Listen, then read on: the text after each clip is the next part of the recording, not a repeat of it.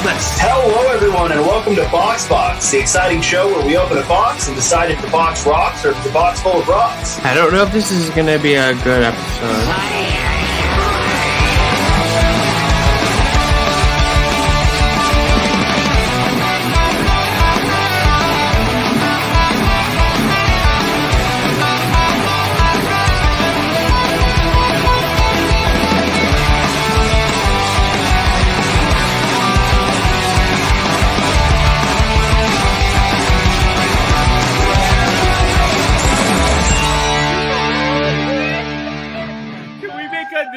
This fucking useless shirt.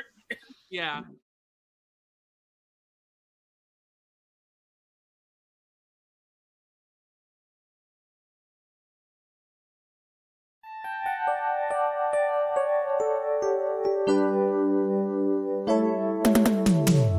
Sometimes in life, you have to make a choice.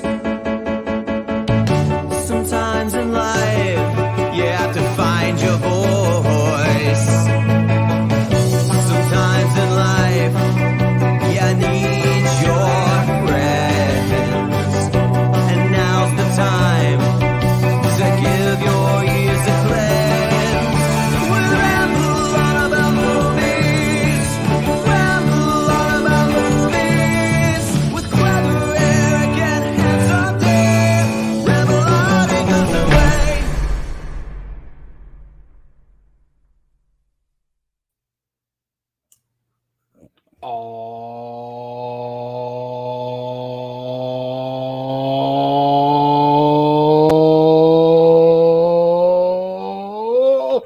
Ahoy, and welcome to a brand new edition of the Ramble On About Movies podcast. Proud to be part of the Bajunkin Network, the one movie podcast that's not afraid to admit that the soundtrack to the 1998 Godzilla movie slaps. Oh my God, so hard. Like, so hard. That's one of those things. If we ever have like a light news week, I just want to go into like movie soundtracks that are so overwhelmingly good and have absolutely no right to be, and that is one of them. Across the internet is Clever Eric Mahler. Before I get too far, across the internet for me is Handsome Dan Nye. And one other. Now I just want to talk about that. Damn it! Why'd you have to bring that up? The only other thing is that I could bring up biting kneecaps. Arr, arr, arr. So before we get too far, I forgot to preface that like so eventually our show is just going to be all intro. It's just going to be an hour's. We have the countdown song. We have the Bajunkin theme song. We have our own. We have our own theme song. We have to find out soon. Will be our individual. Yes, we'll have individual theme songs as well. Yeah, but it's one of those things where I forgot to say, because we put this out as audio as well, and I'm like, oh, we probably confused the hell out of people where they were like, where did this come from and what's happening right now? Speaking of where did this come from and what's happening right now, we are joined once again by one of the OG creators of this podcast. Chris is here. I'm on TV. You are on TV. Well, you are on a computer, depending on. Hey, can we talk about the Godzilla soundtrack? I really want to talk about how great that is. P. Diddy, it is great. Rage, No Shelter. That's an amazing track. Wallflowers, Silverchair.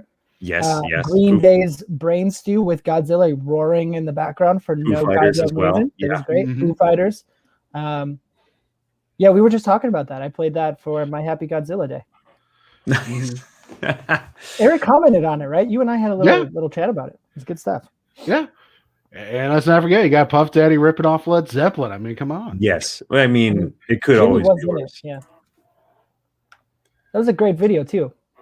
Mm-hmm. If you watch that music video, that's way better than watching the whole movie of Godzilla. Right. I'd rather watch 2 hours of the Puff Daddy music video than watch the actual movie. It's like P. Diddy screaming or Matthew Broderick singing in the rain, for no reason because he picked up worms, right? Is that how the beginning is? Yeah. Maybe. I mean, and P. Diddy singing in the rain. I remember that video, and I remember it being a very strange angle. And why was he angrily singing into rain? I remember that. Bite you. He's gonna fucking bite you. Right. He's calling out Godzilla. That's going to be the next movie in the Monsterverse. It's P. Diddy versus Godzilla. Since we're talking about this, I will admit something very shameful to, just the two of you and not the entire internet. when I was growing up and I was taking guitar lessons, my guitar teacher would he'd be like, "Oh, if you ever want to know how to play something, like bring me in a music track and I'll listen to it and I'll teach you how to play it." So I brought in the Godzilla soundtrack and showed him the Puff Daddy song "Come With Me," and I didn't understand the amount of shame and confusion on his face as someone in 5th grade.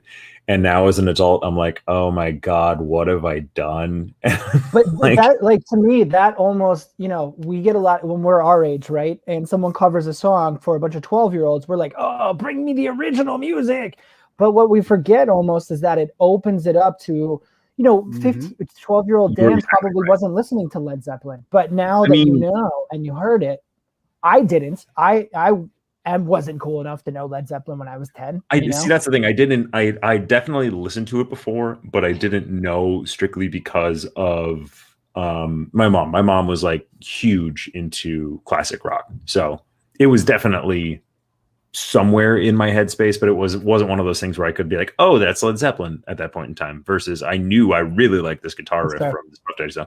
And I find myself, I've become less jaded in my older years. There was definitely such a strong culture of, this is art that can't be I just turned 33. I find myself to be less jaded now. Life is rejuvenated. I do feel that way.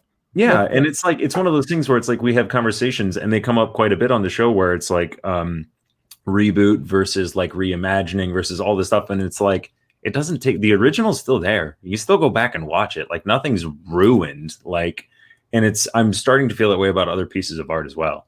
So I was hoping you'd go there, because that was really where I was thinking about going after that. Is there are so many movies like that where the new one isn't as good as the old one, but young people like it. And I'm like, okay, cool. Then go watch the original maybe at some point, but I'm not going to bash it.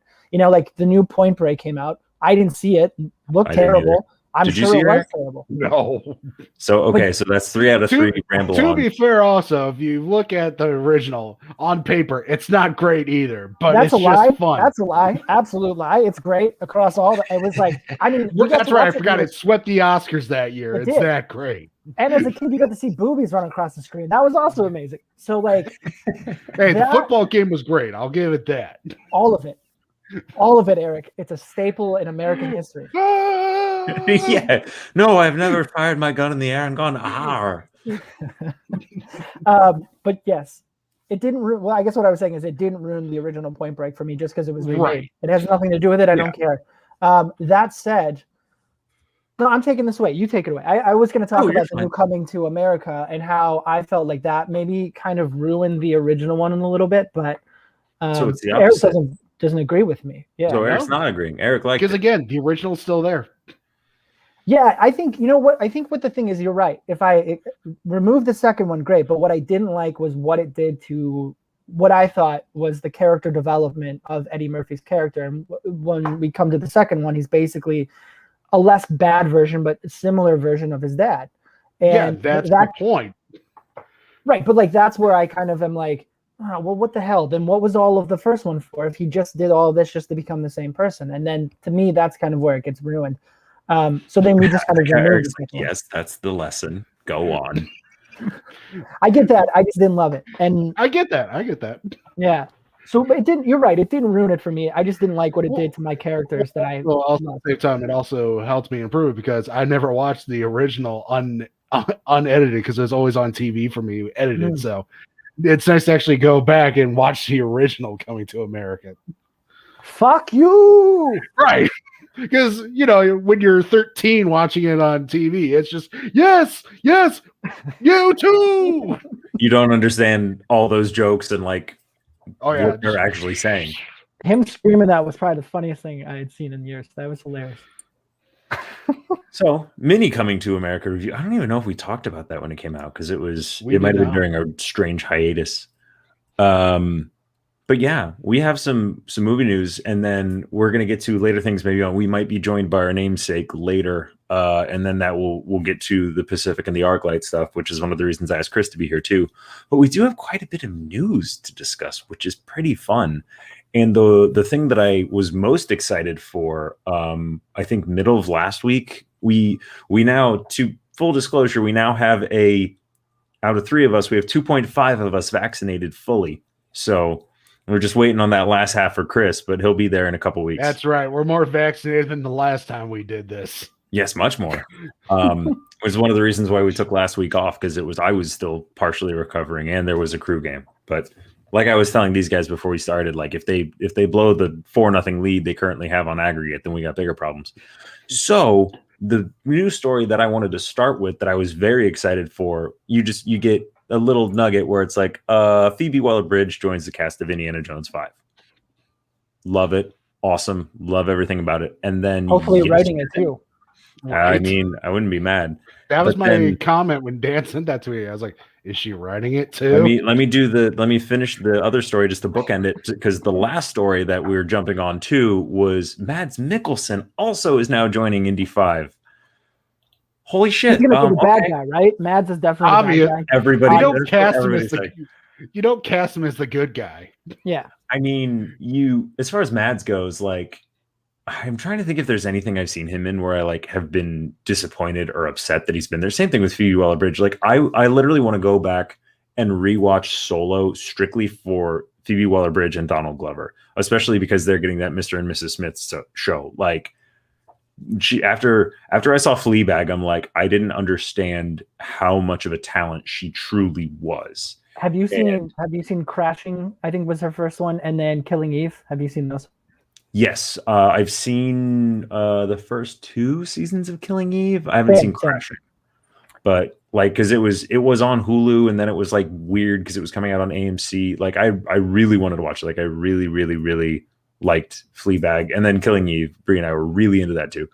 So yeah, no, all the stuff she's done, big fan of it. So yeah, adding both of them into this, I don't think I'll double check. You guys kibitz for a little bit. Tell me what you were thinking, and I'll skim this article again. I don't think she's writing. I know she wrote Bond 25. She wrote No Time to Die, or at least had a huge hand in it. But I'll double check just to make sure she's not writing. So well, she may not officially be writing it, but she's gonna ghostwrite on it. Yeah. I mean, it's one of those things. It's like you don't hire her not to at least be like, hey, just want to look at the script. Let me punch these jokes up for you real quick. Yeah. Right. What's great about that is like when I was watching Killing Eve, and I haven't seen the 3rd season either, but I do know that I think it's on Hulu now. When I was watching that, I was like, oh my God, she would be a great Bond writer. And then she got it, which was amazing. And we were deprived of that last year of a million other things. And so it's exciting to see that. And now Indiana Jones, which I was not excited about really at all, up until kind of these announcements, like 4 wasn't that great. No, it wasn't. It wasn't. There's a 4th Indiana Jones movie? Yeah, Eric is still rating to watch 4. We're going to be getting the 4th Indiana Jones movie with Mads Mikkelsen. This is a runner. How great is it going to be when Shia LaBeouf reappears and takes over the crown? Are you going to be super pissed, Eric? Oh my God. I think I just threw it in my mouth. I'm just saying I have a fake tooth in the back of my mouth that I just remove it and the cyanide capsule drops out. If I see Shia LaBeouf in an Indiana Jones movie, guess what I'm buying? Oh God, he's coming. Is he? Is he in it? No, God, no. Oh, I thought you were reading the press release and you were like, oh no. In this too. I was making a joke. Sorry. Didn't want to confuse you or scare you, which I did both. Look, I don't think he's a bad actor, and I don't know if your opinions differ. I'm not saying he's a great human being. I don't know, but like Peanut Butter Falcon was great. I saw him recently in what was it, Pieces of a Woman that he was in? I thought he was good in too. So I was all on board for the Shia Renaissance, however you want to put that word. I was on board, and then everything came out about him being like extremely toxic, and just it was one of the stories like when we first came back I chose to be like, there's been a lot coming out about people who are just like abusing a lot of their stuff and abusing just being terrible people in this industry, and we chose not to address it and not to go on with it. Like it was basically like saddened to me that we thought he had turned a corner and he didn't. However, someone who is the anti Shia LaBeouf because he's so amazing would be our namesake. PJ's here. Hey! What's up? Hey! Look at that How guy. is everybody? Look at that guy. Doing Look well. at that background. Yes, that is Chris. This is PJ. PJ, this is Chris. He was one of the original founders of Ramble On About Movies. Also, Dan, I just love that compliment. It's like PJ Campbell, the anti-Shia LaBeouf. The anti-Shia LaBeouf. I mean, I'm gonna take that as the nicest compliment you can possibly have. Let's be real here. That's all I'm saying. Get that embroiled on a shirt. For a long roundabout way to answer your comment, Chris, I really thought he was a talented individual, and I'm really disappointed that like we just, it's kind of like Kevin Spacey. It's like I will still be able to watch the things you've been in, but I will never support you going forward. It's kind of well, I guess it's not really that surprising when we talk about the industry, but it is kind of surprising that some of that stuff came out and he was still being booked on major stuff too.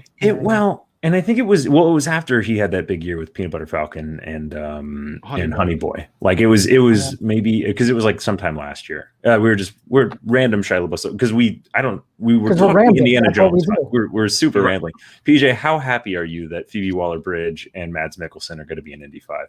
Dude, very actually, and I this whole movie is very interesting to me because I'm one of the few people on the planet who actually likes Indy 4, and I think that Indy 4 is actually a pretty good finale for the character. It was Eric's face. Go on. No, that's fine. I very much in a minority opinion on it. I think that movie gets a really bad rap, and I think it's gotten better with time. And I think, though, in the same regard, like Ford is clearly not happy enough with it, and he's been doing his tour of putting the past behind him and like making peace with the series that he's been on, whether it was Blade Runner, whether it was Star Wars, now it's this.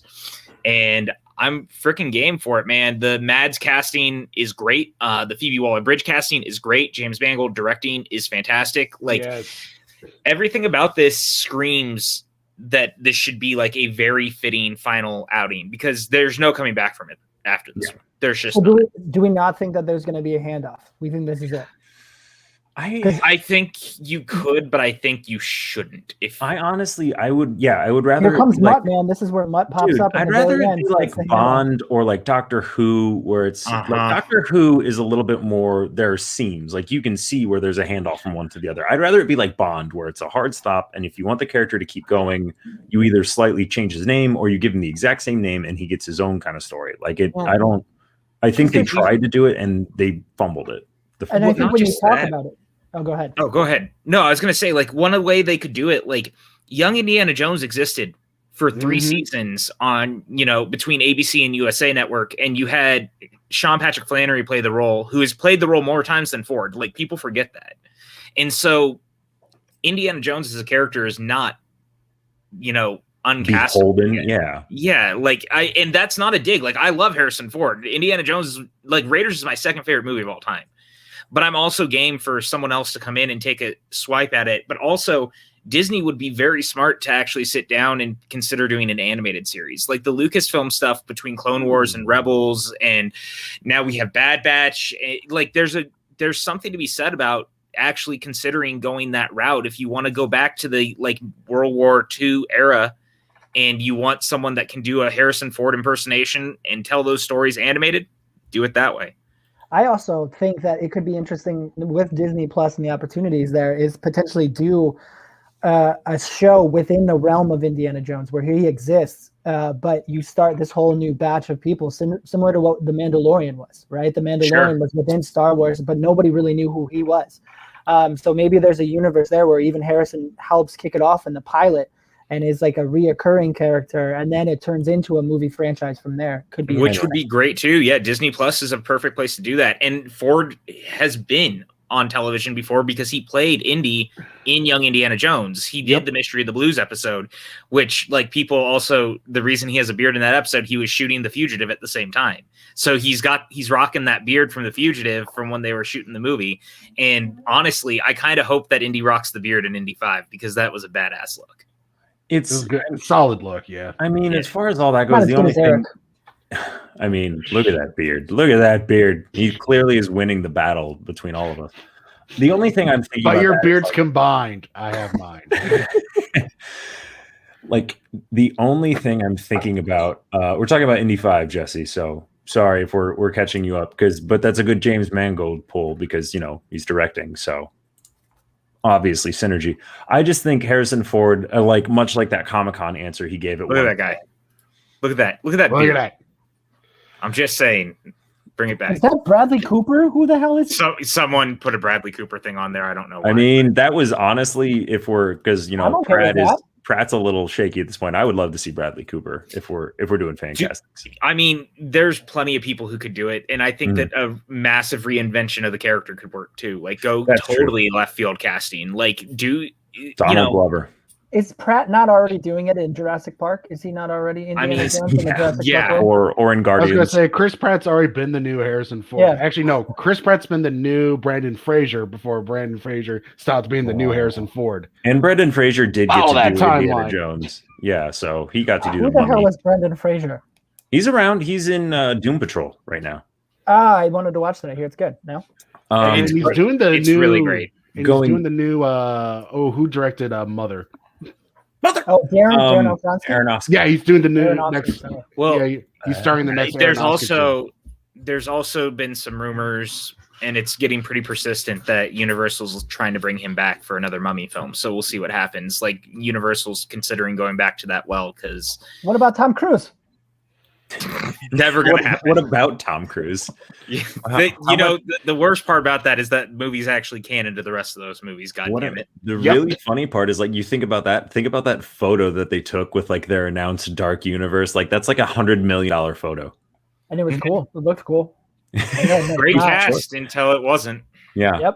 Anyway, going back because we're rambling. Go figure. What? I think Harrison Ford, much like he said in that one Comic-Con panel, where it's like, "Are you going to revisit all of your old properties until all of your characters are dead?" And he goes, "You're goddamn right, I am." Like, I think Indy.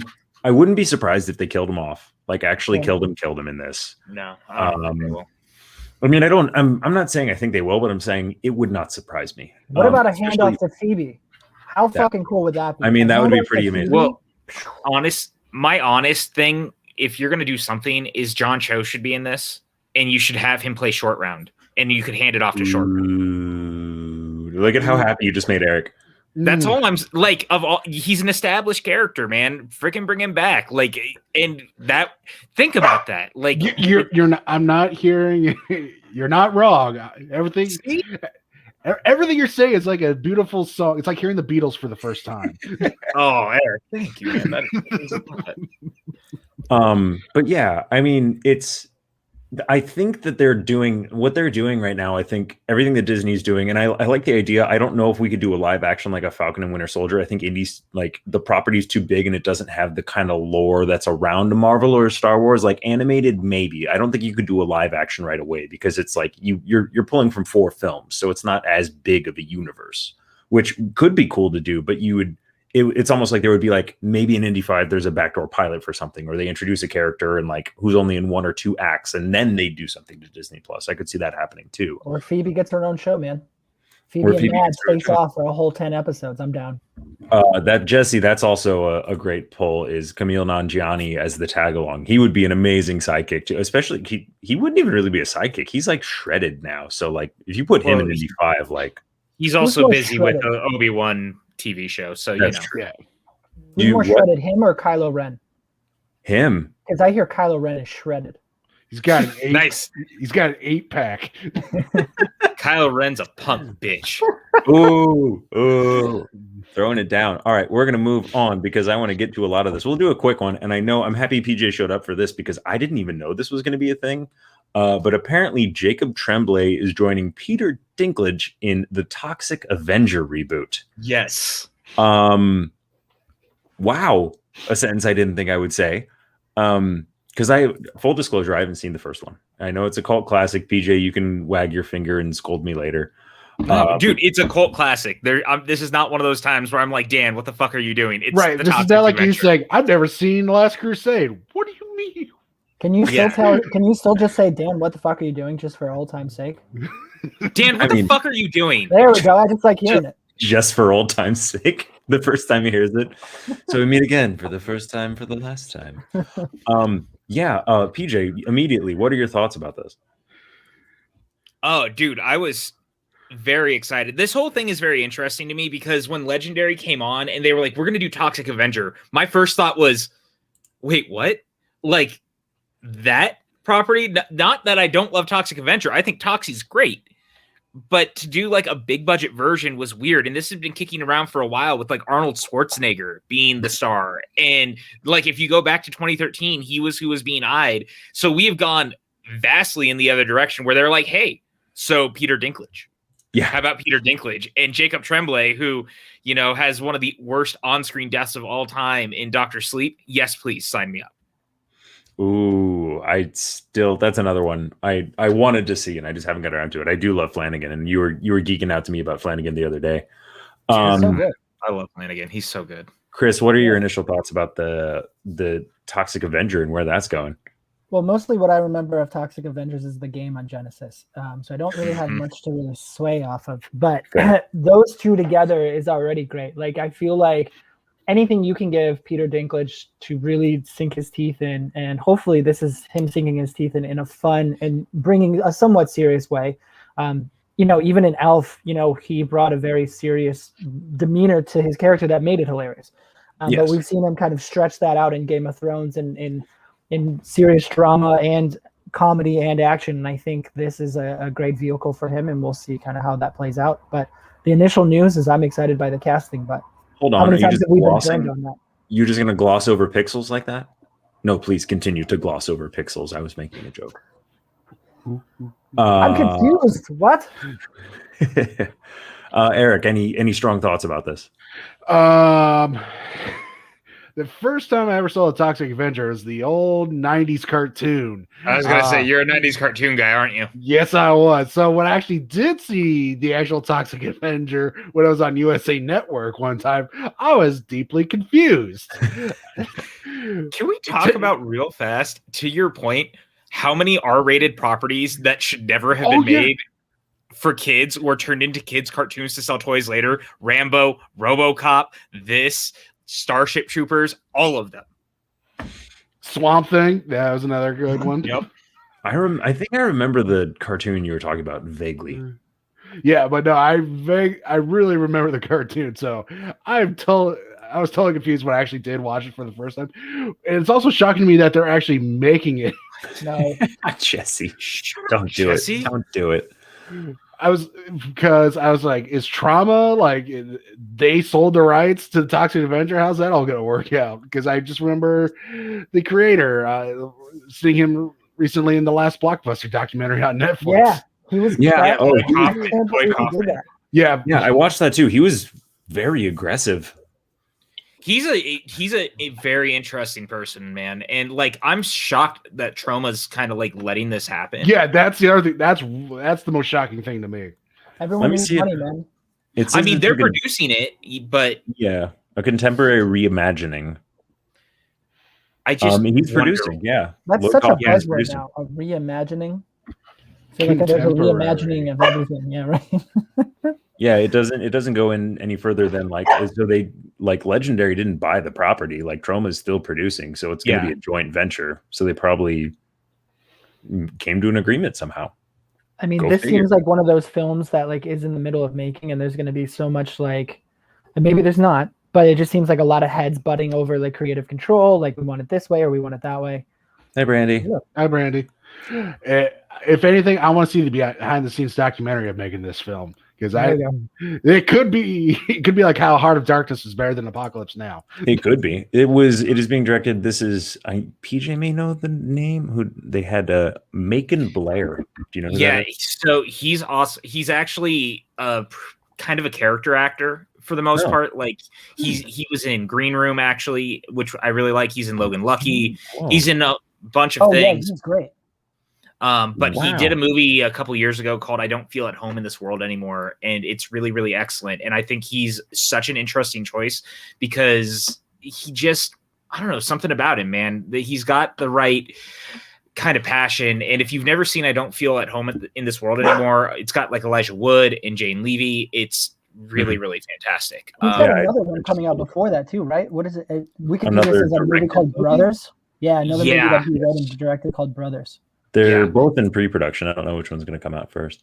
He's very, very talented. If you get a chance, like I said, check out his first movie. I think that he's such a great choice because the other thing is like we talked about it, right? It was Toxic Avenger is a cult classic. Now you're putting like real money into doing this. Like you're not doing a Troma film. Like this is a bigger budgeted version of it. I mean, they may do the Blumhouse thing where it's like on the cheaper side, but even then, the cheaper side of what we normally make a superhero movie for is still more than everything Toxic Avenger was ever made. That's actually a really interesting point, and I'm curious if Troma is seeing what Blumhouse is doing, and they're like, we can do that too. Oh yeah, Franco's right. Blue Ruin is good too. And that's his friend, right? Like, what is his name? Jeremy Saulnier, and they did Murder Party, which was a great film. And then the first time I got way too stoned and fell asleep to it, and I watched it like 2 years later. It was great. And then Blue Ruin and Green Room. I literally like. If he has any connection to any of that, I feel like it's gonna be great. Yeah, and that makes a lot of sense because I have a hard time thinking about Green Room and just not going because it's such an intense fucking movie. Have you seen Blue Ruin? No, but I mean, if it's done by the same guy who did Green Room, I'm like, I'm gonna watch it once. That opening and what's funny too is this is the second time now that he's working with someone from Game of Thrones because he wrote a movie called Small Crimes for Netflix, and it had one of the Lannisters as the lead. All right. Jamie. I like this, Jesse. This is a great question. Is the budget over or under 10 million? I'm gonna guess it's gonna be closer to 15, 20 probably. That's actually I'll go over. I would say over, but slightly is my guess. Chris? I would say over, but I wouldn't be surprised if it's 10. Yeah, it's because I think Dinklage is probably close to pulling in at least 7 figures. He's going to be kind of pricey at this point in his career.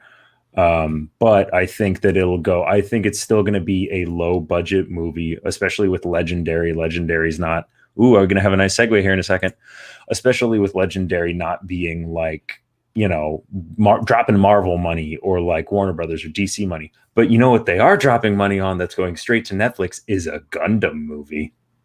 Dude, again, and this is interesting. Nice segue, number one. Thank you. The crazy shit about this to me is it also proves. Let me finish for everyone. Sorry to cut you off, okay. but Beyonce had the greatest video. No, also being the other thing announced, being directed by Jordan Voight Roberts, and Kong Skull Island director. I just wanted to completely get the story out. Now go ahead. Your thought. No, so what's interesting is we've seen how back and forth Legendary's relationship has been with Warner Brothers over time.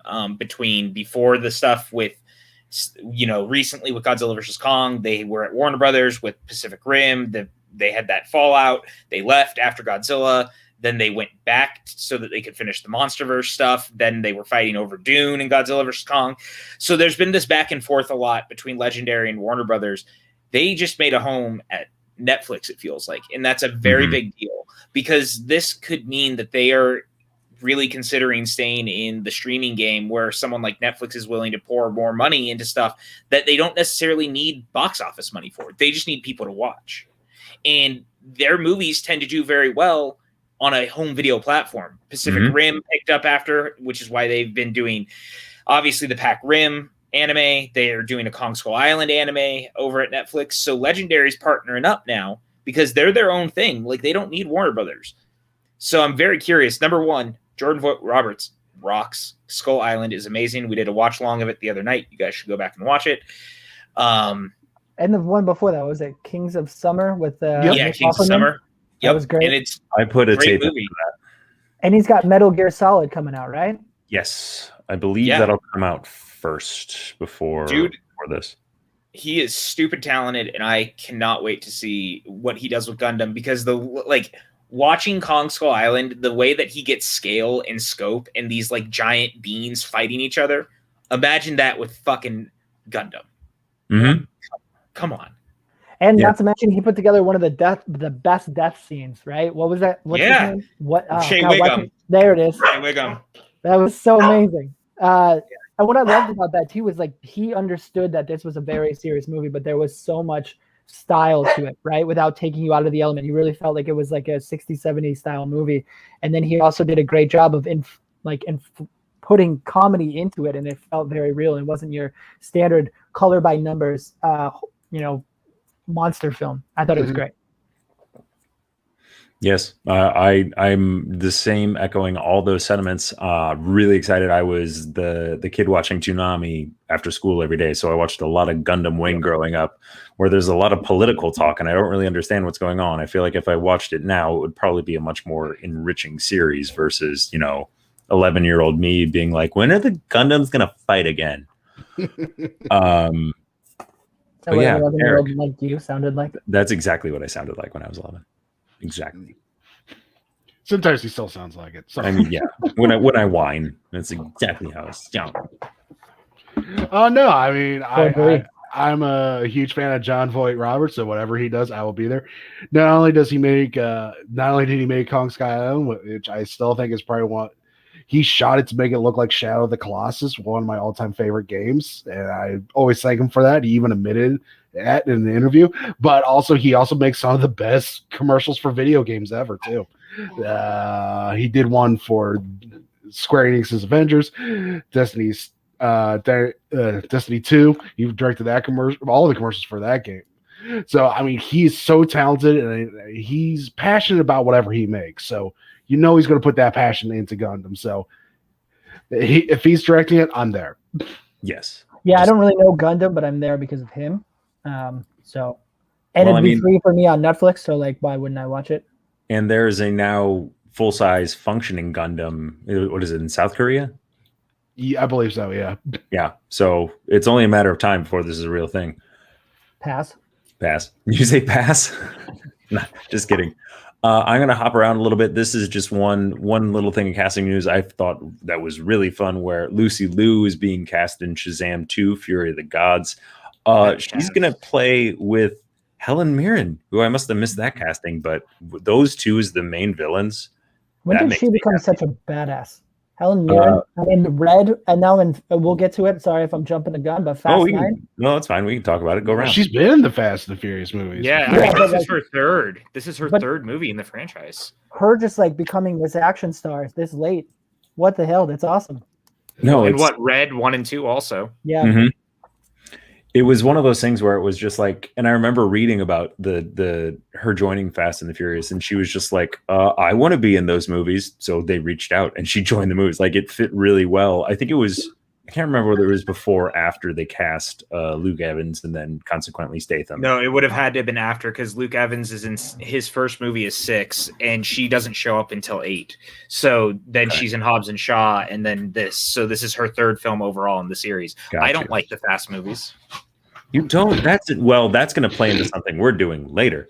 So, but I mean, real quick before we move off from Shazam, anyone else have any other thoughts other than, hey, this is fun and good and Lucy will be amazing in this movie? I'm excited. I like David F. Sandberg. The cast is shaping up amazingly. I wouldn't be surprised if we get a couple more big names, because Fury of the Gods sounds like something where you get a lot of big name actors to be a lot of big name bad guys at the same time to fight your other big name actors. So, yep, I'm in. What a surprise. I will just say, what a surprise. Because when Shazam was coming out, I don't think that anybody thought it was going to be this. Yeah. And for it to be a sequel, getting this much promo and, like you were saying, big names, it did a lot of things right and snuck up on people. Now you kind of have the whole world watching, and we hope that it can hold to those expectations. It's kind of like a less version of Wonder Woman, where some people maybe didn't like the second one, even though the whole team was back. But I'm optimistic, and I feel like it's gonna be good. Well, I like how their properties, like how DC properties, if you've turned the clock back 20 years, nobody cared about Iron Man, nobody cared about Captain America. Everyone cared about the big names. They cared about Batman. They cared about Superman. So I really find it interesting that those superhero films have had mixed reactions, but much like Marvel, how they kind of took heroes from obscurity. Like, you ask somebody on the street, no one's going to know who Shazam is. They're going to know Batman and Superman. But I like how, oh, go ahead. Sorry. Well, I was just going to say, I like how they're even kind of inadvertently having success without, they're having more critical success for sure. Clearly still box office, but their lesser known properties are turning out to be the movies that are, objectively better quality.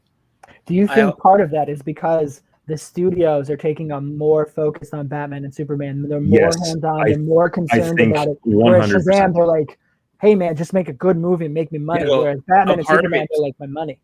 The other part of it too is that like, as weird as it is, Shazam is part of the DCEU, but it's not being done by Warner Brothers proper. It's being done by New Line. New Line is the head studio of those. Like, they were the ones who did Shazam first. It was done as like an offshoot, essentially, because that was kind of it. They were like, it's Shazam. No one's going to care. So how does it tie back into the Snyder Cut? Oh, God.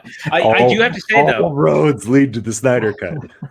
Like, over under 50%, The Rock has to show up towards the end as Black Adam in some capacity. Well, right? They're filming. I think, does Black Adam come out first? Yes, Black Adam may come out before Shazam 2, because Shazam 2 I have is it's not set to open for another 2 years. It's June 2nd, 2023. They better shoot 3 back to back with it then, because these kids aren't getting any younger. Right? That's what I've been saying about Stranger Things. This COVID thing is killing us. Yeah.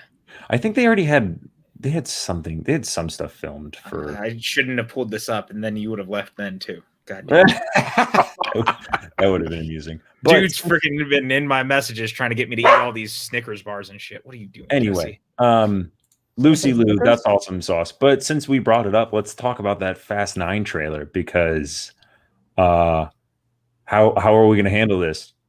Fast. Those are the lines, guys. That's what we're working with now. I didn't come here for the lines.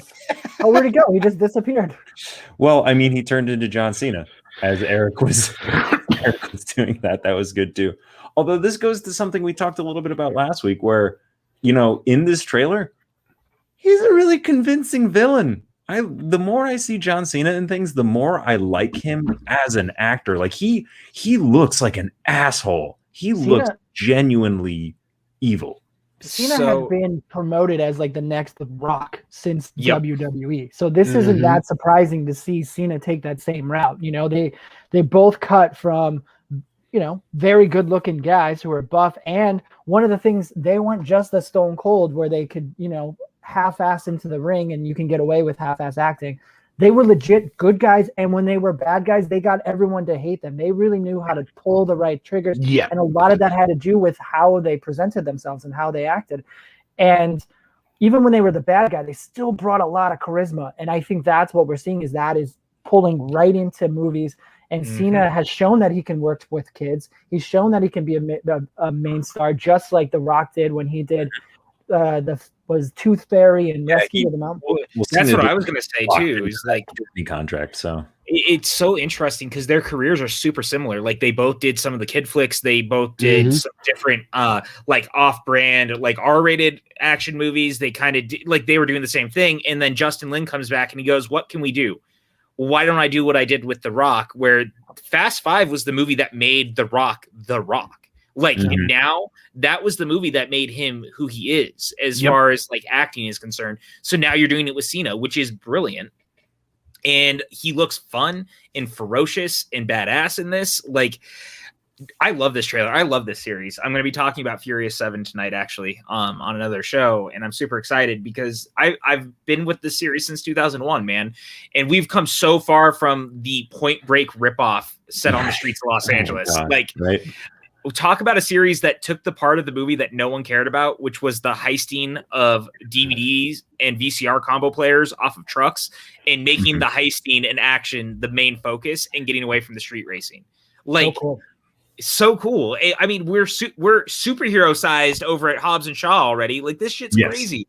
And yet at the same time, I'm totally in for it because they know what they are. They're cheesy soap opera action movies with a bunch of really likable actors who aren't necessarily really playing like super deep characters, but we don't care. We just like the characters. And Justin Lin coming back is dope. And it's the chemistry too, right? They have a great chemistry. And it's not like super dramatic chemistry. It's fun chemistry that you would want to go to a summer film and get, that I feel like we've generally gotten away with as we added more CGI. We forgot what made our old school action films great. Part of what made Face Off great wasn't the CGI. It was the conversations between Travolta and Cage, and I feel like we're getting that. And also, how cool is that? Justin Lin is back, and then what character reappears? How amazing. Like, Well, Justin Lin's just like, I'm not doing this movie unless you bring him back. And they're like, fine, whatever. That was the thing is like we'd always heard that they had planned on dealing with it regardless. Like Chris Morgan had said it long before that because to that like Chris Morgan was the dude who wrote all these movies to up until now. They got a new writer, but they had always planned on dealing with it regardless. And so I'm really glad that what they decided to do was fuck it, let's go. Like we're gonna bring back Han. And I can't wait to find the explanation because you also know that I kind of feel like it's gonna be a Coulson thing where it's like it was all done for the greater good, if you will. And, you know, that'll be what it is because we can't have Statham running around as like this hardened badass villain type and also have killing Han while I also like Jason Statham's character. You know what I mean? Like, yeah, I think so fun and 8. Especially because like being a good guy now. Right? Yeah, that's right. Where I was gonna go with it. Like it's everyone kind of conveniently forgot in the last 2 movies that he just murders Han, and that was his introduction as a character. So yeah, awesome. the post-credit scene for 6. The post-credit scene for 6 was him murdering Han. Which tied back into 3. Mm-hmm. Yeah. Which, by the way, Bow Wow showing up in this, like seeing all of the Tokyo Drift crew together again, legitimately made me stoked. Like that shot in the trailer, I was like, holy fuck. So I'm with you, PJ, where like I really like this series. I will admit I've never seen 2 or 3, but I've seen all the rest of them. It's okay. You don't need to. Those are bad. No, you have Christopher Nolan loves Tokyo Drift. I love Tokyo Drift. Dan, watch it. Who loves Tokyo Drift? Christopher Nolan. So that means you have to love it why too. do you say that? I think he's well documented. I've heard that as well. He said it in a podcast where he admitted that he loves Tokyo Drift. Well, and Tokyo Drift is Justin Lin's first movie in the franchise too. Like you really should go back, if only because it's Justin Lin's first movie. You did break Chris. Chris is a Nolan stan, so that's pretty amazing. What the hell? I've only watched one Fast and Furious movie in the theater, and that was Hobbs and Shaw. I've never watched any of the other ones. I wanted to watch in theater at all. Like you've seen none of them. I've seen none of them.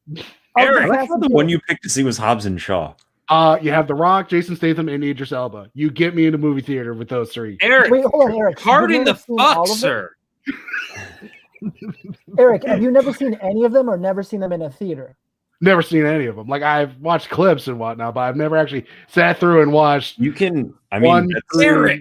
What the hell is happening here? PJ, how did you let them have a podcast on I don't know, Chris. What happened? I am beside myself. This is, sir.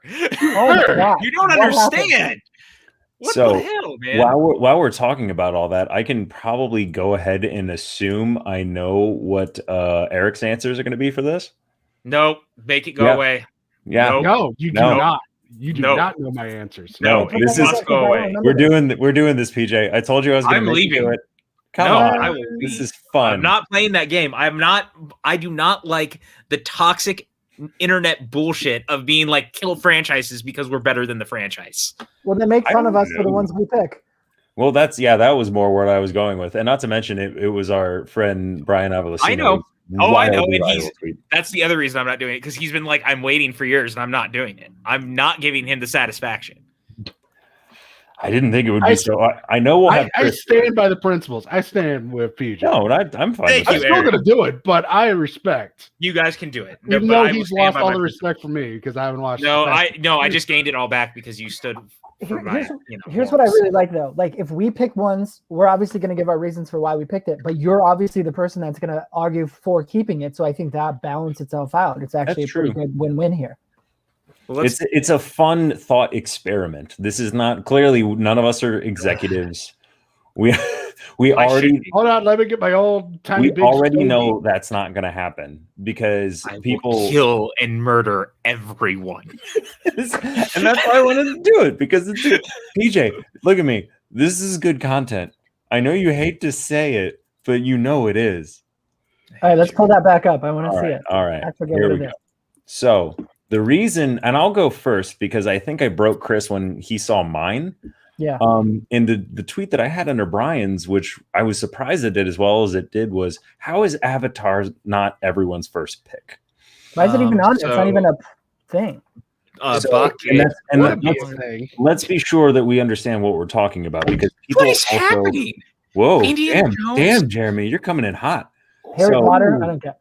So this is the thing. It says lose 3 projects, lose any of them. Like, so you're not seeing any of these and any future projects. So like, I find it interesting that you have here like Star Wars and Marvel and DC, and Lord of the Rings and Harry Potter and 007 and even Star Trek. Like those have arguably the biggest libraries. Indiana Jones is small at 4. Fast and the Furious, we're looking at 8 movies right now. Jurassic Park, we're looking at 5. Soon to be 10. Soon to be 10. Excuse me. Well, because Hobbs and Shaw. Yeah, we can't forget about Hobbs and Shaw. And then Back to the Future at 3. What I saw. Avatar, and I'm talking just as movies that have currently come out. Avatar at 1. So my math literally went to, why would you not? I understand. And there were some people popped up and responded and they were like, oh, Avatar is so good. But then it was like, everyone else was kind of like, yeah. And then also people jumped on the comment after mine, which was because Fast and the Furious is on this list and I would keep those. So I think the ones I picked were Avatar, Harry Potter, and Jurassic Park. No to Harry Potter. Why Harry Potter? My reason is because I don't want J.K. Rowling to have any more money. That's honestly, that's part of it. And I like Harry Potter. I like what they did with it, but I'm worried. Also, the books are better. The books are better. Yeah, but the problem is that I think the way you're doing this is if you kill Harry Potter, that means there's no Harry Potter. Books. That's how I've always there's looked no at it. books, Like, there's no movies. there's no anything. You're killing an entire property. See, and this is why. Okay. Well, There's when I only come up one- with my American version, Larry Trotter. There's literally only one answer here. And like I said, I don't want to really deal with any. The only answer is Avatar. Like, even though it's the highest grossing film of all time, it's the only one that, in my opinion, has not helped Hollywood in some way. And that's kind of what my logic was behind it, because it's like of any movies that are high grossing, like there is virtually no cultural footprint around Avatar.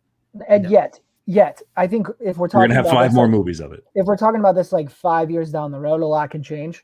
But as of right now, I just don't see how anyone doesn't pick Avatar first, because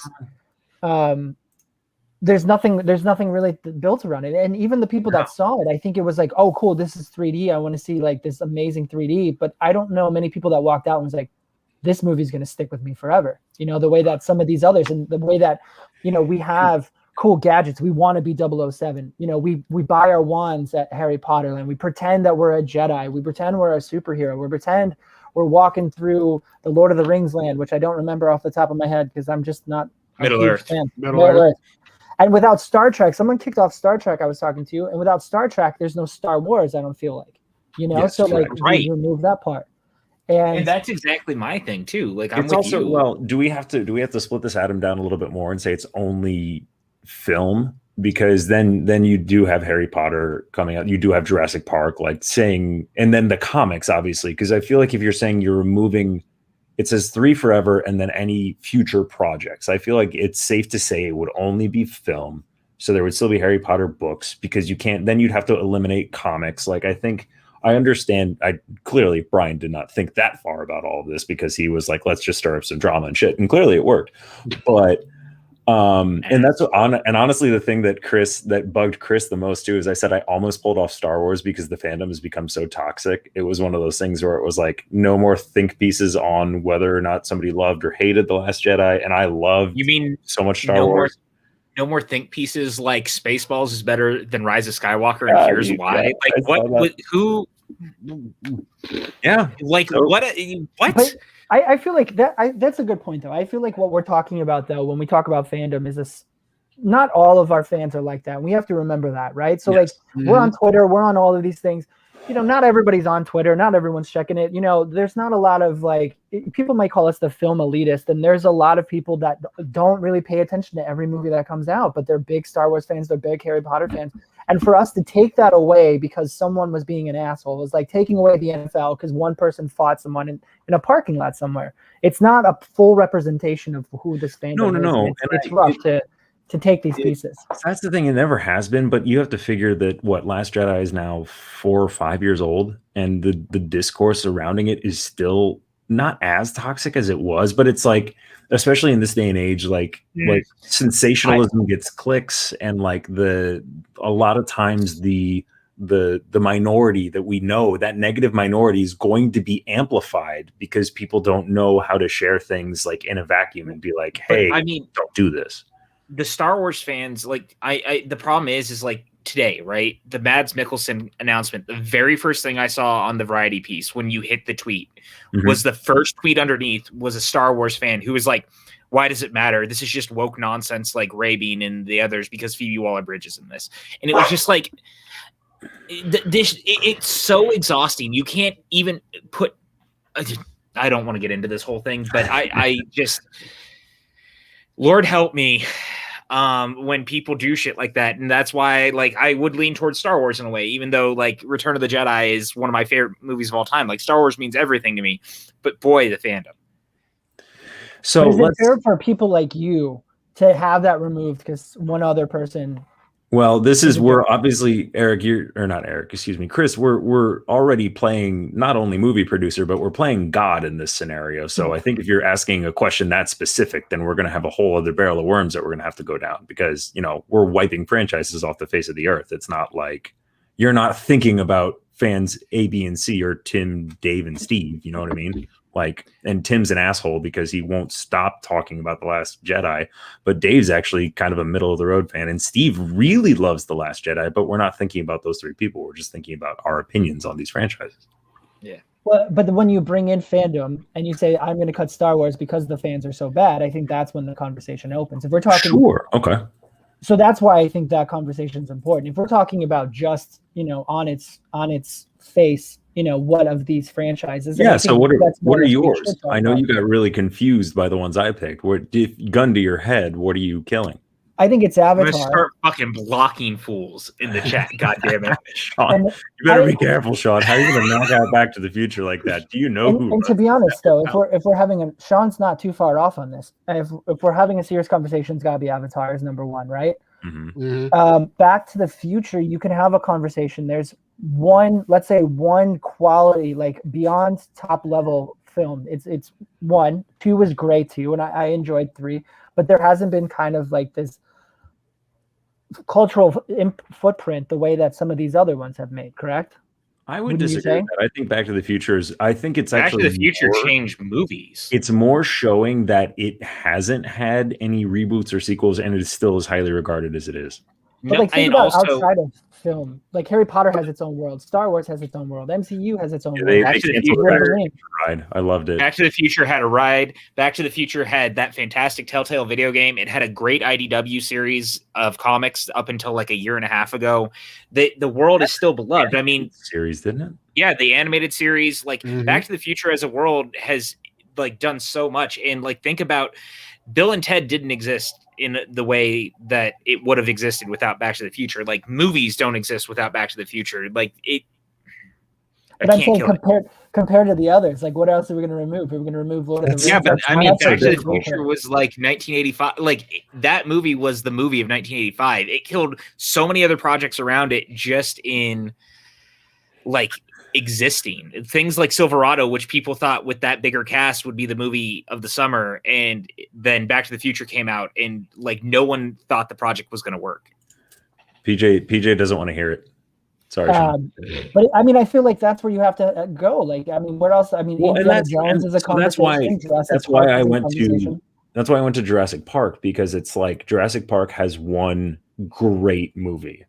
And then everything else, you like, people can defend The Lost World, and then 3. I don't know anyone who really likes 3. And then Alan, Jurassic World. I watched both of them, and I'm like, it's fine. How they made so much money. Lost Kingdom or nostalgia is money. So I mean, like outside of that, like what else do you really like? Because to me, the Untouchables are Star Wars, MCU, DC, Potter, Lord of the Rings, and I'm not even that big of a fan of Lord of the Rings, but I know how important it is to a lot of people and the world it created. 007, the early ones are a little sexist, a little rough. Accurate. But they're still good. And like Skyfall, I thought was incredible. And just the world that it's created over the last 30 years. I also find it interesting that when they put this together, like he put DC, but then he put Marvel Cinematic Universe. So if you say DC, that also pulls off like the 78 Superman and 89 Batman, as opposed to Marvel, which is just the MCU. And one of the reasons, like with 007, I could never kill 007, because one of the most interesting things about that franchise is that it's totally a weird graph of where movies are as each movie happens. Like every one of those. Yeah, like you can't get rid of that because there's a weird thing about like when blaxploitation films were big, like there's a movie that really leans in on that. When martial arts movies were big, The Man with the Golden Gun happened. When Star Wars got big, Moonraker. Like it's so interesting in that regard. Like martial arts movies were huge. And they did a couple movies that were like China set and Japan set and really kind of leaning in on that. And then I think the Bournes and Casino Royale. Casino Royale, 100%. And I will say this too: it's one of the only series that has understood its problematicness over time and worked to also fix its problematicness as it's gone on, which I think is also huge.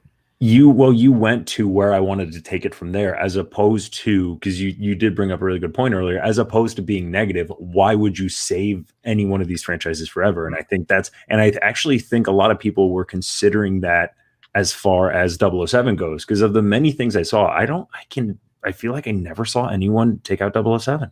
I did. The only one I've seen so far is Brandy and Eric.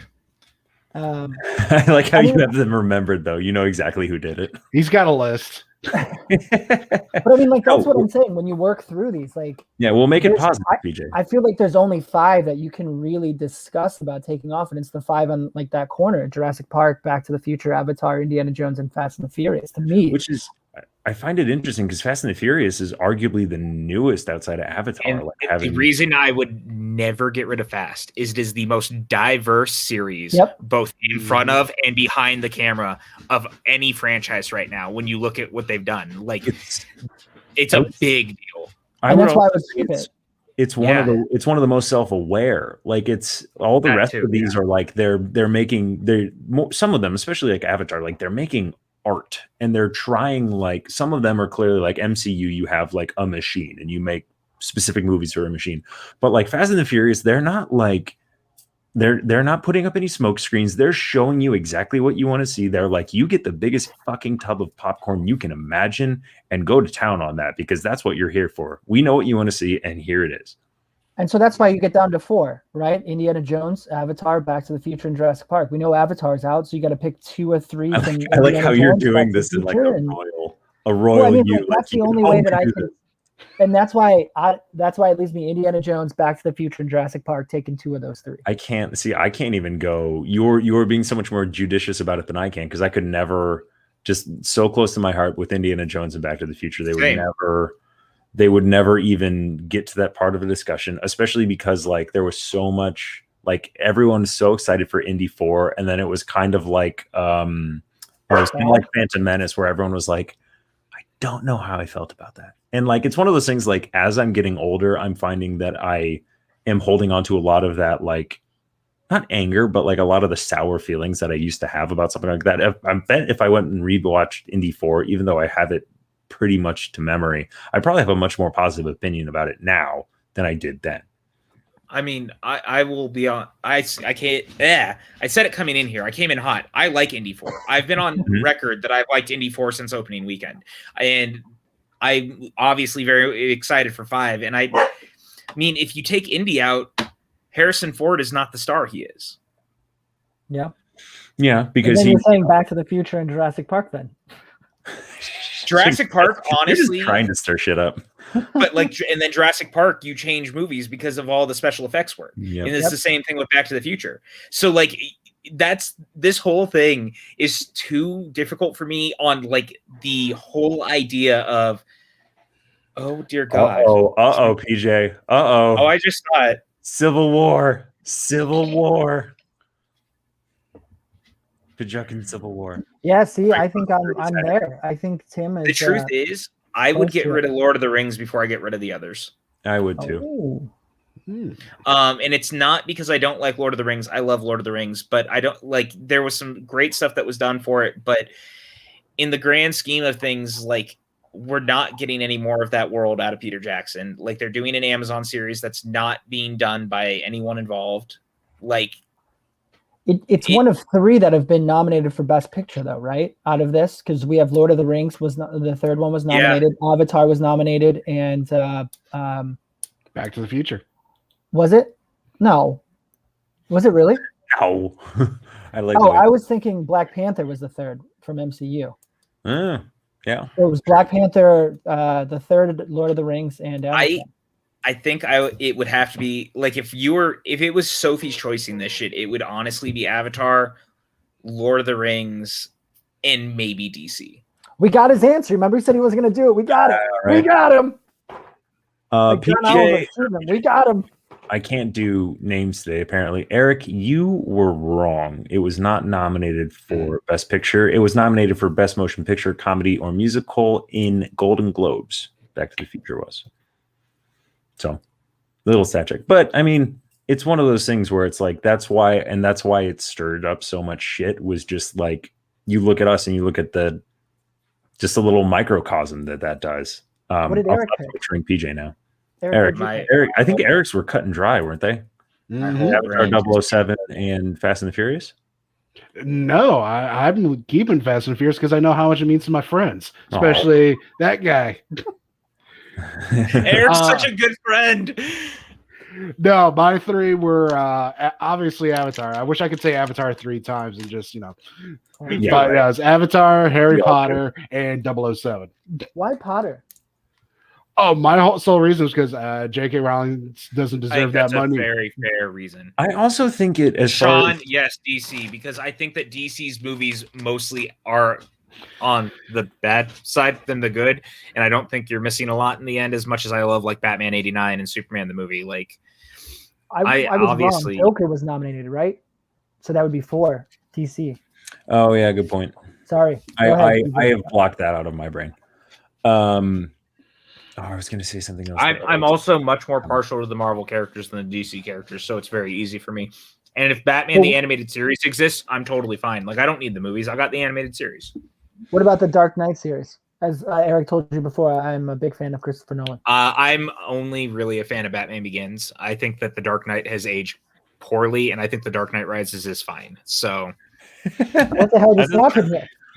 The guy likes Indiana Jones 4 but doesn't like Dark Knight. What's happening here? You're blowing your mind, Chris. No, the entire third act of the Dark Knight is incredible. Thank you. No, it falls apart so badly. And look, if I wanted to watch Heat again, I would just watch Heat. I don't need to watch the Dark Knight.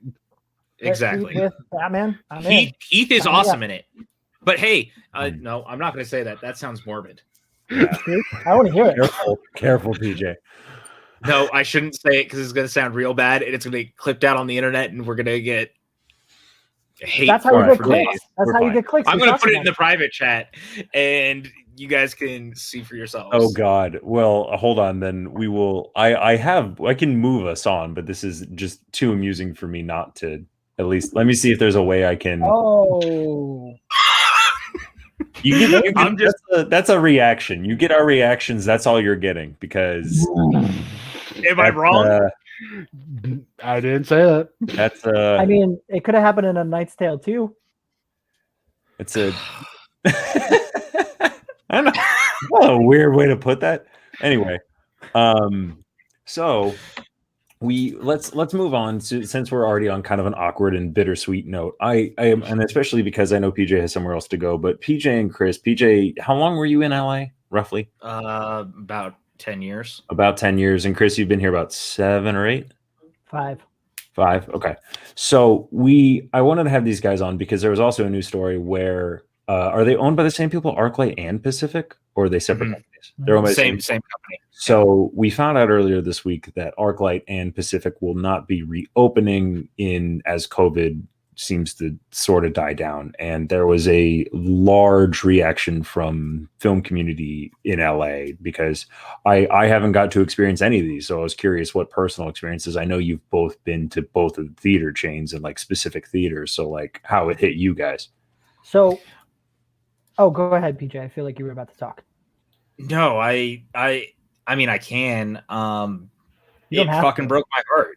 Like, if I'm being honest with you, and I think the bigger part of this question is also like, what are the ramifications on the bigger movie going experience? If this chain that like Arclight and the Cinerama Dome are synonymous with movie going in Los Angeles, the Arclight in Hollywood is one of the nicest theaters ever. It's a theater goer's dream that you walked into the lobby and they sold books about movie making and autobiographies, and they were always playing music, and there was props from movies and costumes from movies, and the poster wall. You could go in and eat. Like, they had a cafe, they had an actual restaurant inside. I've spent so many nights there drinking and going to movies and having fun, and the debauchery of it all. And like, the Cinerama Dome is one of the greatest screens you could possibly see a movie on.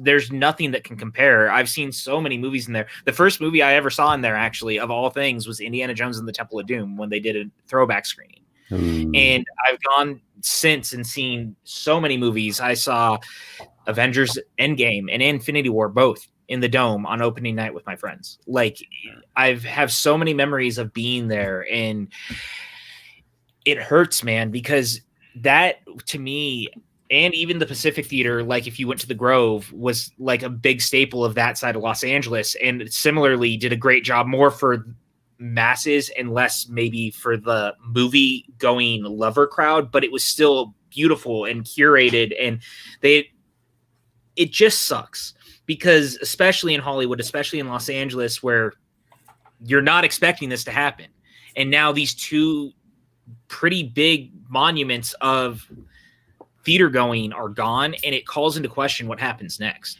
because we're already all worried about theatrical distribution. And if Hollywood and the Arclight and the Grove can't survive, and the Pacific Theaters can't survive, and the Arclights of the world can't survive, what are we doing? And it sucks, man. Yeah, I'm sorry. I was going to go to where Tim was going with this. I think he's right. This news is hitting me a little less than I think that it is hitting more people, because we've seen so many of these things happen over, especially during COVID, where someone's gone out and people have rushed to save it. And whether it's a new investor or it's a new company coming in or whatever. But I think there's a few factors that we're talking about when we come here. And I agree with you. The Dome is incredible. I've seen, I was at a popular radio station on here, and we did almost all of our premieres either there at the Arclight Hollywood or at Pacific at the Grove, because those were the top theaters to go to. It was almost never AMC's. If we weren't at the IMAX theater, at the IMAX headquarters itself, it was one of those two places. And to me, there was just a special feeling to being one of those things. When you're in LA, you don't get to see, you see the outside of the studios and you feel like you're part of something. But when you went to those movie theaters, you knew you were part of where things were made. You weren't in a random movie theater in Nebraska or Ohio or wherever. You knew you were in the mecca of filmmaking when you went to the Arclight Hollywood. And the other cool thing that Arclights did, and similar to the Alamo Drafthouse did, is that you couldn't come in late. When the previews were over, they weren't letting anybody in, because it was all about it was all about the movie experience, when you don't really see that across the board. So, that's sad. But at the same time, we do have, and I guess this is kind of where the problem is. You're talking about Netflix and distribution, but we're also talking about AMC, right? AMC is a big conglomerate, and they've offered the pass, which I was able to get for $20 a month and be able to see as many movies as I want. Arclight never did anything like that, and that was a big reason why, when I was no longer getting those screenings, I ended up going to more AMC things. So part of that could have been the issue. That could also totally. I don't disagree at all. Actually, that could also be a savior. Maybe AMC comes in and buys those out and makes it their mecca. Because even MoviePass at the time didn't, I think it started working there and then stopped very quickly. Like, MoviePass even fell out with Arclight very fast, which maybe it would have been different. And I think Tim Franco makes an excellent point. He's like, honestly, it should be reopened as an independent nonprofit theater. And I don't necessarily disagree with that. I mean, the Dome especially, but even the Arclight itself, which still hosted several screens. It's a bummer, man. It's just a bummer. And I love the theater. I have so many, like I said, I have a lot of great memories. I fucking met Martin Sheen and Wes Craven there, so random. And just things like that. I have random memories of celebrity encounters, and just a lot of good memories. So it's just a bittersweet thing. And like I said, I think for me, it just also begs the question of the bigger choice, because like we've even seen AMC suffering through the COVID stuff. So like, you know, you see the smaller chains disappearing, but even with AMC struggling, it's a lot, man. I'm also curious to see if the Alamo Drafthouse makes a move on it. I know they really are moving into the LA market. They've opened 1 or 2 theaters out here, and for them to get their hands on that would almost be who I'd rather do it. They really care about cinema. They really care about it. They would be the ones that would curate the hell out of that thing. So, you know, to me, that would be a win out of this, is if we could get the Drafthouse to at least buy the Arclight Hollywood and the Dome. I think that could be cool. But yeah, I mean, it's sad. Hopefully we do see some stuff move in the next couple months as far as support. But yeah, I'm with you, man. I feel like there is some scarcity between, you know, HBO Max has taken all the new movies this year. We were just talking about how these movies are going to Netflix. Then you talk about a pass. It's like, if you don't have one of those two things, it's kind of like, it's hard to be an actual movie theater anymore without this. Man. And it's going to be interesting, like you said, to see like what kind of happens the next couple of months, because like obviously Godzilla versus Kong has done very well for itself, even between streaming and like theatrically released. But at the same time, we can't guarantee that's going to be everything, and like we're still getting through the vaccination stuff, and it's just a lot, and it's a bummer. Like I said, just more because it feels like, I guess, especially with like Amoeba having to shut down in that area already, and like it moved thankfully, and like they found a new home, but like LA has a bad history also of just like getting rid of stuff that matters and like getting rid of their history. Like, remember the Egyptian almost closed too until Netflix bought it. Yep. So similarly in Los Angeles, Netflix saved one of them. Tarantino saved the New Bev. You know, Disney the El Cap. Yeah, Disney with the El Cap. So we've seen people in LA time and again save these like one screen theaters or these very special theaters to try to keep that going. But the Arclight is such a different scenario, because this isn't just one theater, it's a bunch of them. And like, even if you can just save 1 or 2, because like it'll be weird to go to the Grove and think that there's no theater at the Grove anymore. Like that was the reason to go. Like, yeah, the farmers market's great, don't get me wrong, I like going there and eating and stuff like that, but like that theater is amazing. It's also scary, like when you're talking about some of these things too, like it's good to see Kong and Godzilla do well, but is that the future of theaters, right? Is it only big budget films that go to theaters, and films like, you know, Minari and films like, you know, First Cow? I'm trying to think of other low indie films that are no longer Young Woman, like pretty much they're not going to get a theater film release. They're going to go straight to on demand, and the only thing you're going to see is big budget, because maybe people are just going to get used to that. And like, you're going to have 10 screens of Star Wars, and especially with the Dan, you showed where all the movies are coming. It's like every week this summer, it's like big budget. Because they're all trying to play catch up, and that's the problem too. Like the COVID put us on the path, and we've talked about it in the past, is that COVID put us on this path of, unfortunately, it sped up the process we were all hoping to avoid, which was the streaming wars and the small movies being boxed out.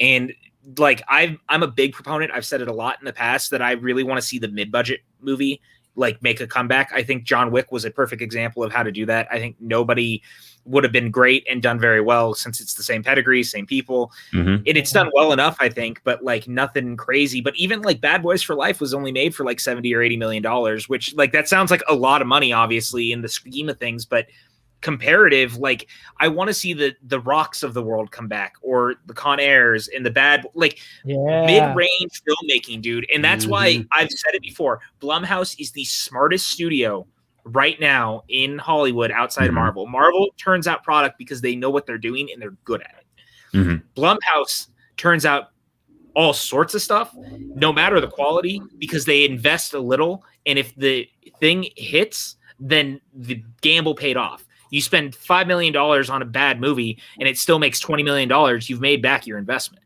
Yeah, Fantasy Island. Yeah, Fantasy Island. Or what was the one that the same director did before that? The year before, it was so bad. I'm trying to remember. I do want to say one thing though. We are talking about a lot of the negatives. There is a positive to these good indie films getting streaming support, because I feel like a lot of them would have gotten lost in theaters, and your average Joe isn't going to go pay $20 some to go see a film that they might like, but they will watch it on Netflix, and it gives them an opportunity. And Netflix is, when I remember when they did Roma and Mank, that was all up in your face for like a couple of weeks, and even Sound of Metal now on Amazon Prime. I think the positive spin on that is that we are starting to see a lot of these things. Yes, Happy Death Day is great, Star Drew. I agree. Like, again, I think Blumhouse is brilliant. The problem the one is you were thinking of really quick was Truth or Dare. Yeah, I was gonna say yes. Thank you, Eric. Jeff Wadlow, not a great filmmaker. Kick-Ass 2 is terrible. Yeah. Look, I don't disagree with this in theory. The problem is the theaters and streaming don't mix, and that's why, like, you saw the theater chains viscerally react to what HBO Max announced last year. That's why some theater chains aren't playing their movies still. Like, they were not happy with what happened, just like Disney has not made nice with some of the other theater chains for similar reasons, for some of the stuff that they did. Well, Disney also went out and Disney was throwing their weight around a couple of years ago. I remember Eric and I they do this every 5 or 6 where years, they were like, no, you won't get our movies if you don't give us your best theaters for, I think it was something like 4 or 5 weeks. And it was 3. No, it was longer. Right? It was real. No, but I mean, I'm saying it used to be like 2 to 3, and they were pushing it. Yeah, and then it was more because it was Iron Man 3 was the one. It was after Avengers hit $1 billion. That's when, and Disney had like bought the company. That's when they started shifting the weight around, because at that point Paramount was no longer involved. So that 2013, so 8 years ago, I remember that. It was even more recent than that, because Eric and I talked about it, and we haven't been. This was like 3 years ago, maybe, because they redid it again, because it was and they were keeping something ludicrous of the box office take. Like, it was really high in comparison to what it normally is. So let me throw out a quick question. Do you feel like places like, or studios might just start buying their own chains and getting rid of the AMCs and having it only a Disney studio? Like we talked about, you threw out El Cap, and that's a great idea, but like, do you see Disney taking over like half of the AMCs across the world and making them Disney only theaters? The only reason I would venture away from that is because so many of them already have streaming platforms. Like, that doesn't seem like a wise investment if a lot of how films are being released is going digital. Like, that seems a lot more niche. And then what you brought up earlier to kind of bring that back around is then you're going to get blockbusters. Like, blockbusters will always have a home because it's always going to be more of an experience. But like you're saying, these indies that aren't necessarily going to gain anything from an experience of being shown in an IMAX screen, in a Dolby digital screen, like, they won't be pushed as hard because the audience won't be there for it.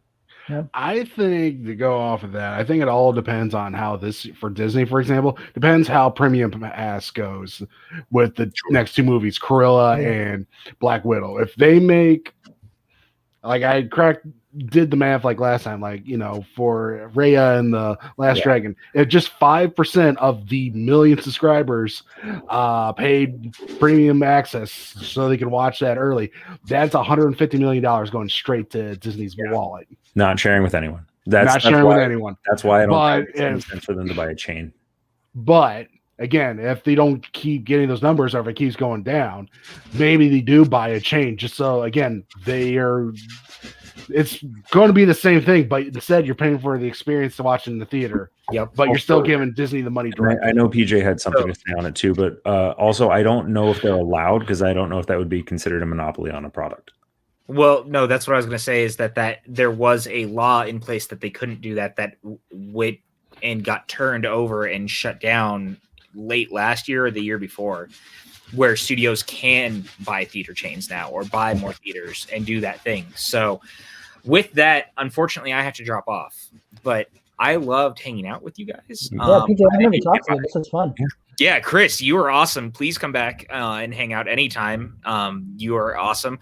Eric, I just wish I could hug you. Dan, I miss you. I love all of you guys. I'll catch you on the next one. So soon. And then the only other news story I really wanted to talk about, and I mean, PJ would have had stuff to say about this too, but this will be fun with just the 3 of us anyway, this is, as of right now, the major releases for the rest of 2021 and what we know of 2022. If it's in blue, that means, thank you, Eric, for Vanna Whiting. If it's in blue, that means it is moved at least from 2020. Yeah. Well, it's moved from somewhere. And then if it's purple, it says 2021 moved to 2022. So holy shit. I know, right? Like you wouldn't think that because there's stuff that was slated for 2021 that now has to make room for stuff for 2022. There doesn't look like there's any room anywhere. This is insane. No, yeah. And you got to figure that there's only, of this list, only like 7 of those are HBO Max films. So. Oh, they're remaking Snake Eyes with Nicolas Cage? Snake Eyes. No, that was actually one of the things Eric liked that there was some applause break there. But Snake Eyes is the that's a solid joke. I get it. It's the G.I. Joe spinoff, and that's starring Henry Golding, and that actually got moved up by a few weeks. Everything else got pushed back, and that was the one that we're now getting in July. Can I just say we're getting Halloween early? Look at this Spiral, and then A Quiet Place, and then a week after The Conjuring. Like, do they not know how to breathe themselves? I feel like. And then Cruella. I don't think they have a chance to breathe themselves. Jeez, look at that! Holy shit! Well, and that's the thing is, I think every time these things moved, and since COVID forced so many people's hands, and they don't want to especially if they're hyper aware of what else is coming out. So yeah, especially with those movies, you got kind of an interesting point because. Sorry, go ahead. No, well, I was just going to say because you don't want to be cannibalizing your own audience. Right, so. That's why I'm confused by that one. But look at 716. That is like a kid's dream. Cinderella and Space Jam. And Dog, whatever Dog is. I don't know what Dog is, but I would assume. I mean, I like how there's Dog, there's Old. There's Bios. We have some really simple. The Candyman reboot down here too. I feel like I'm going to be in theaters every week. How are we getting Venom in September and we haven't heard anything about it? We're supposed to be getting the sequel to Venom in 5 months. That's crazy to me. Yeah. Oh, and they bumped up Dune. I thought Dune was supposed to be in December. Yeah, they bumped it up to October. And that's the other thing. Venom was supposed to come out last year. It was? Jesus. Wow. I know they pushed Jackass back. Jackass was supposed to come out earlier. It is this has got to be the longest we've gone without a Marvel movie. I think it is, right? Since Iron Man, probably. It's crazy. I don't know what the time gap was between Iron Man and Incredible Hulk. That was actually I think that was same summer, if I remember. It was, I believe. So then maybe Incredible Hulk to Thor. That might have been the next biggest gap. Because I remember it they were, that's how they came out, and then Captain America, then Iron Man 2, then Avengers, yada yada yada. Also, another Spider-Man so quick is crazy, right? No Way Home. Well, you get No Way Home. That's Spider-Man Homecoming 3, and then you hop over to. Did they bump it? Because it was. No, Spider-Man is still same date. This is here. Spider-Man's the same date, but what I was looking for was Spider-Verse 2. Spider-Verse 2 was originally. It's right here. You're looking in 2022. You can't see my screen. I don't know why I'm pointing. It's October 7th, 2022. Okay, so they did bump it because Spider-Verse 2 was supposed to be in April, so it did get slightly bumped. But isn't that crazy, right? Infinity War, Endgame, and then Spider-Man came after that, if I'm not mistaken, right? You are correct. And then before we're really getting into anything else, we're getting a third Spider. That's just a really tight package of Spider-Man that when we're watching through these in a couple years, we're gonna be like, why they put that many Spider-Mans back to back? And this is why. And then you also have Black Widow, which we're finally getting. I don't think it'll move again from July. And I think we've had discussions where they've had to change some things because it was supposed to be Falcon and Winter Soldier was supposed to be the first Disney Plus series, but then they had to do some reshoots because Black Widow didn't come out. Popular rumor being that Florence Pugh was going to be in Falcon and Winter Soldier.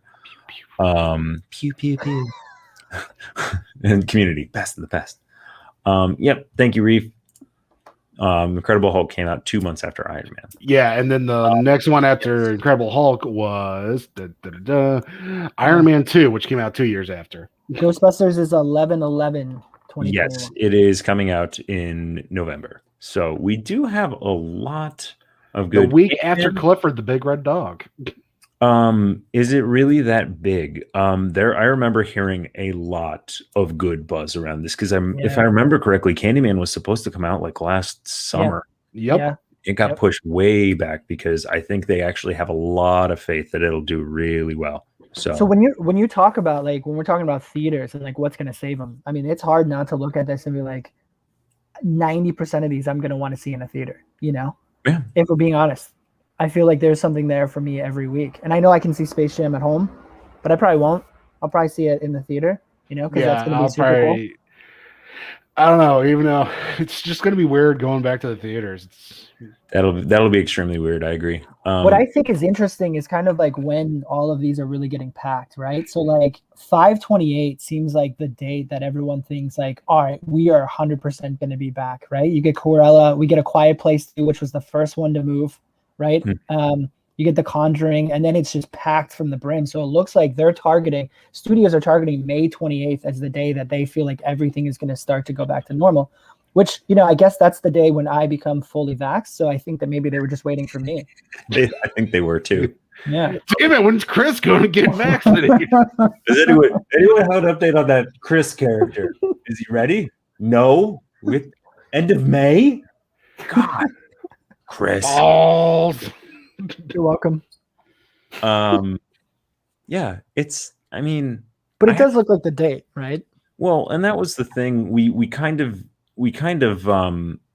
inadvertently took a break. Like I had a lot of stuff going on with my life, and there wasn't a lot of movie news to talk about. So it seemed very organic that we started talking things out again in the last 2 months because, you know, movie news started happening again because COVID had, you know, kind of nerfed all of it. And so it's really interesting to see that, like, oh, there were still already so many releases set to come out. And now we also have to figure out where we're putting all the other ones that got bumped. So I don't know. I'm really curious to see, because I mean, clearly the desire for people to go to movies is still there. I think Kong made over 300 million just domestically, if I remember correctly. Like it's done fine.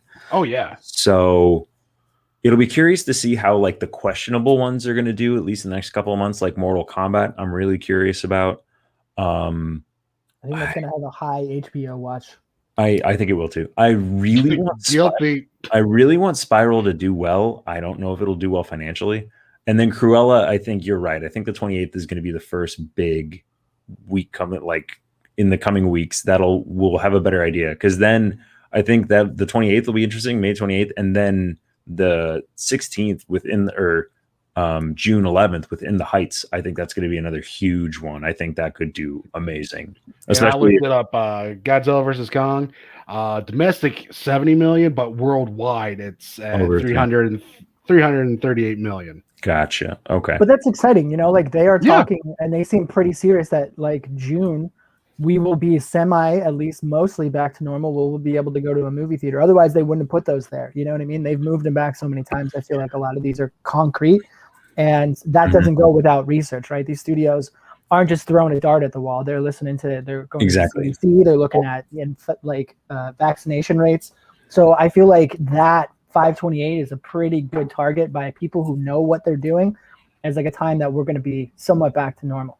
And even for that, they bumped Mortal Kombat. They bumped Mortal Kombat by a week because they saw how good Godzilla versus Kong was doing. So they were like, we want to give it a little bit more time because we know that's where that drop off will typically come, third and fourth week. So then you have Mortal Kombat to pick up the slack right after it. So yeah, I think stuff to be excited about. Yeah, we have a lot of stuff to be excited about. I also think that's the show. That feels nice. That feels good. We got a little uncomfortable about eliminating franchises. That's the other thing, and we've been prefacing this more lately. I think just with how much hate and like vitriol and everything that came out in 2020, I think we've been doing a really good job, especially here in our little corner of the internet on the Pajukin and then on Ramble on. We have been doing a lot of positivity and a lot of like not dwelling on negative. So I understand PJ's reservations, and everyone knows here who listens to us that was a fun thought experiment about killing franchises and talking about it all in a vacuum. Clearly, we love and respect all of those films, but it's also something that's fun to talk about, but it's also one of those things where we're like kind of how we talked about a little bit of toxic behavior from actors earlier and how it's unfortunate, but it's also one of those things where it's like, if you want that kind of dialogue to change, then you have to be an active participant in changing it. And that's one of the things we do here a lot is like, we try not to dwell on those negative stories. So maybe I might send an apology to PJ later being like, I'm sorry, you didn't necessarily want to talk about this. And then we force you to do it for about 30 minutes. But I think I looked at his spirits. I sent him my list of how I'm going to watch the Fast and the Furious movies. Like I was going through like the streaming services is where I'm going to be able to watch them. Oh, nice. Could I do one quick ramble on something real quick while you're talking about positivity? Sure. This is a negative of a negative, so it's a positive. Yes, that is how math works. Yeah, science. Unless you're subtracting. Anyway. No, so it's 2020. I feel like we're going to be done with it. I also think we should be done with the Razzies.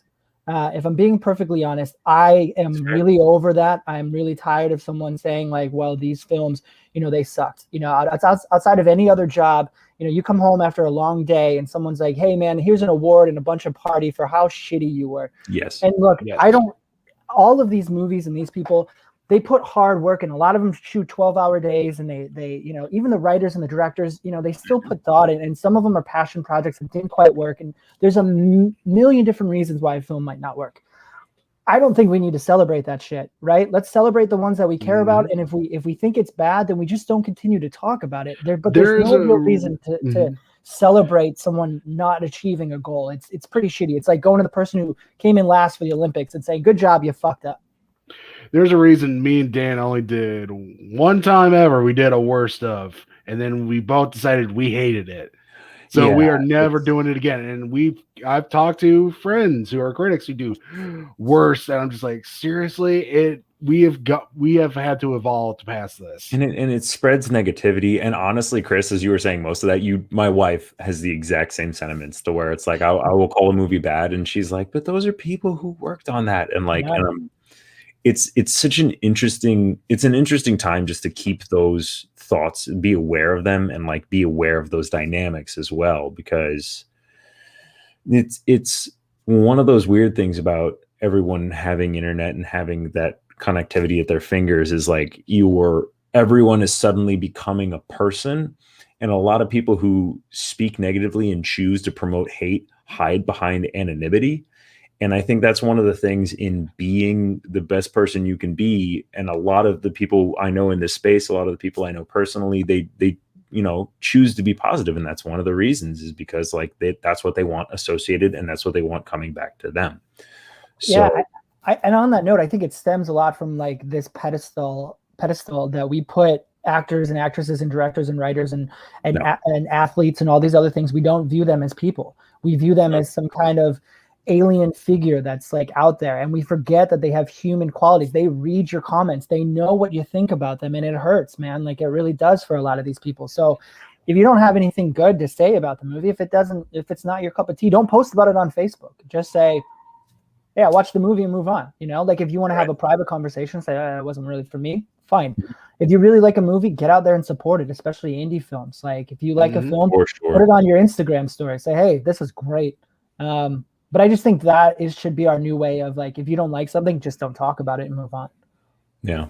And that actually lends another thing to where we're also in the day and age where everyone is a critic. Like literally everyone will be able to tell you, but there's a reason why critics are critics, and they've been doing it for years, and they get paid to do it because they know how to navigate that already kind of muddy water without like offending people or hurting people. And then it's like, oh, that's a professional, that's somebody doing their job, as opposed to Jim Bob like just spouting hate online because they're not dealing with their own shit. And I feel like that's kind of changed over the last 10, 15 years because of the internet. Like you were saying, you now have these critics who now have their own websites who are now just like shit talking because they know that it'll get clicks. Like, this was the worst movie of the year. I can't believe how shitty this person was. And it's like, they're doing it for the clicks, and then that just fuels more the negativity. And I feel like there just needs to be a change in dynamic here to like, talk about it. And it's weird because these same places, right? Let's call, I don't know if this is a real place, so I'm not picking it out, but like Joe Blow's, movie reviews. You don't really like, that person will talk shit to get all of these followings, and then we'll be like reaching out to that same actor and be like, when they're promoting like their superhero movie, like, why wouldn't you come see me? He's afraid of me, blah blah blah. Well, because you were an asshole. That's why he's not coming to see you. Yeah. So there's a way to judge films, and there's a way to do it in a way where you're not coming off as an asshole. Right. Yeah. I posted a quick review of a movie I saw yesterday. I stated what I thought about it. Here's a positive. And if you want to see something similar, here's another movie to watch. That's how you can do it. I know what you're talking about. It's the newest one on Netflix called Thunder Force. Oh, yeah. I was in the same boat. Yeah, but I wasn't like, Melissa McCarthy, let me tell you why she's the worst human of all time. And you know what, Octavia Spencer, you should give back that Oscar because of this performance. And you know what, I'm coming after you, Jason Bateman. I didn't know. There's a way you could do that. And you know what? Today I didn't post about it. Tomorrow I'm not going to post about it because I'm done posting about it. It's also that's how there's a way to be respectful because art is to be interpreted. And that's the thing. Sometimes someone's going to appreciate your art. Some people aren't going to appreciate it. It sucks. Well, and then, negativity begets negativity, and then positivity should beget positivity, but it doesn't always. And a lot of people like to yuck others yum. And there's a lot that we're dealing with. It's such an interesting time, in general, like not just with film, but just in everyday life. And there's a lot of other things. Clearly, one of the reasons we love doing this is because we like talking movies and we like the escape, and we think everyone else does too. So we're trying to keep it in a positive light. So if we made anyone else other than PJ uncomfortable with our segment earlier, we do apologize. And I did kind of force him into it, but it'll be fine. He said he wasn't going to do it, and then no one forced him to, and then he just did it on his own. I mean, feel like he was waiting for you just to tip him about it, so it was mild peer pressure. But anyway, mild. Chris, you have anything else you want to promote? I know you have a big thing coming up, but it's not for another month, right? Oh yeah, it's not something I can. Oh, you can't talk about it. Okay, that's fine. We've done that before, where it's like things we can not talk about. Eric, anything else you need to plug today? Nah, I'm good. Nope, I'm here. Just your beard oil. You need to get a beard oil sponsor. Oh, Eric? Yeah. I was like, not talking to me. I actually do have a beard oil I like, but here's the thing. Since I haven't had to go anywhere in the past year, I haven't had to use it. Nice. But anyway, follow Chris at Chris McLaughlin. It's basically Chris McLaughlin with no G. That's his Twitter handle. Follow Eric at handsome_cheese. Follow me at ohhidanai. Thanks for hanging out. I think there's possibly one person still watching, but yeah, we went long. We had fun. Let's see that shirt, Eric. The MCDC. Yeah. We will see you all next time. As always, ramble on. Anger's away. Say hi, Ruby.